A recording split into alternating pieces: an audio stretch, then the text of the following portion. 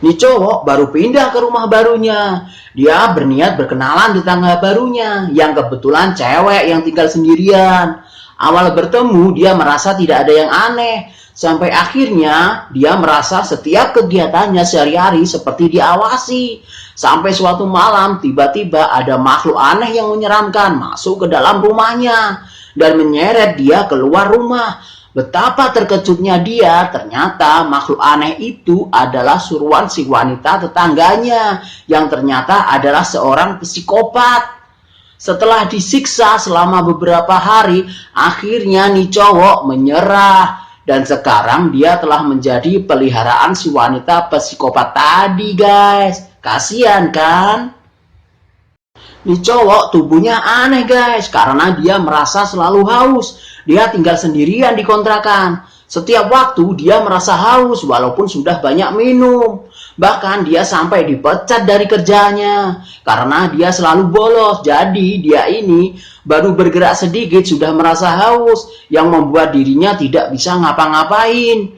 Dia selalu minum tanpa henti sampai suatu waktu dia kehabisan air minum di tempatnya. Dan dia sampai minum air keran di kamar mandi. Bahkan air di keran pun sampai habis dia minum. Entah apa yang terjadi, tapi ketika semua air di rumahnya habis, tubuhnya jadi membesar seperti ini. Sehingga membuatnya tidak bisa bergerak. Dan akhirnya dia meninggal di kamar mandi. Tapi anehnya, ketika mayatnya ditemukan, mayatnya terlihat kurus kering seperti ini guys.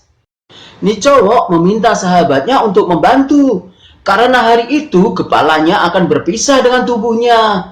Nih sahabat awalnya tidak percaya. Sampai akhirnya dia melihatnya sendiri. Kali ini dia harus membantu temannya agar bisa hidup lagi. Jadi dia diharuskan memotong tubuh temannya menjadi kecil-kecil. Agar mudah membawanya tanpa diketahui oleh orang lain. Dan dia harus segera membakar tubuh temannya itu. Setelah itu, dia harus menaruh kepala temannya di dalam pot dengan tanah yang subur. Dia harus memberi makan kepala temannya dengan 3 tetes darahnya sendiri. Sehari 3 kali, pagi, siang, dan malam. Dan hari keempat, dia harus menjauh dari kamar tempat kepala temannya ditanam tadi. Jika semuanya berhasil, seminggu kemudian temannya akan menemuinya lagi. Dan benar saja guys, nih cowok sudah utuh lagi dan menemui temannya. Nih cewek mendapatkan promosi karena prestasinya yang bagus dalam menjual barang di toko guys. Tapi ternyata semua itu bisa terjadi karena dia mempunyai lipstik ajaib yang bisa membuat semua kebohongan menjadi kenyataan dan kebenaran. Jadi semua pelanggan dia bohongi menggunakan lipstik tersebut. Sampai akhirnya secara tidak sengaja dia berbohong kalau dia tidak mempunyai saudari yang sakit-sakitan. Langsung seketika itu dia menyesal dan mencari saudarinya. Dia sadar bahwa saudarinya lebih membutuhkan pertolongan karena sakit. Dan untuk menebusnya, akhirnya dia harus berbohong untuk terakhir kali.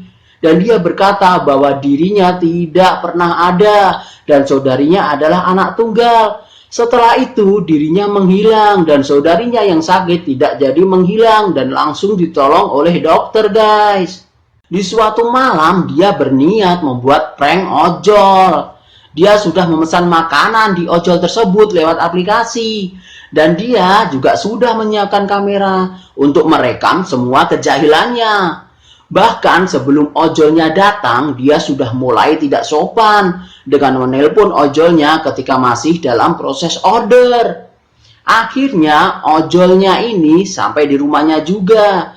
Dia pun menyiapkan kameranya untuk merekam semua. Saat membuka pintu, dia pura-pura alamat yang dituju salah. Dan dia meledek ojol agar membawa kembali makanannya. Tapi anehnya, walaupun sudah dijahilin seperti itu, nih ojol tidak marah atau cemas, bingung kan? Sampai akhirnya nih ojol tiba-tiba berubah menjadi menyeramkan. Dan kotak makanan yang dibawa juga berubah seperti ini. Jadi kapok kan jadinya kalau sudah begini.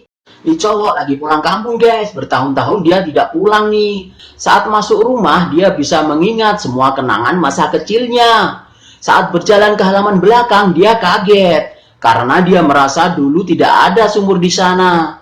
Dan sekarang kok ada sumur tua di halaman belakangnya. Saat sedang melamun dan bingung di samping sumur itu, tiba-tiba dia dikagetkan sama orang gila yang tiba-tiba nongol di belakangnya dan membuat dia terjatuh ke dalam sumur. Dan di dalam sumur itu terdapat mayat yang cuma berupa tulang belulang saja. Dia berteriak meminta tolong sampai akhirnya datang banyak orang menghampiri sumur tersebut. Dia merasa lega karena mereka akan menolongnya. Tapi dia salah, guys. Ternyata orang-orang tersebut bukannya mau menolong. Mereka malah membakar dia hidup-hidup sebagai tumbal untuk kesejahteraan desa tersebut.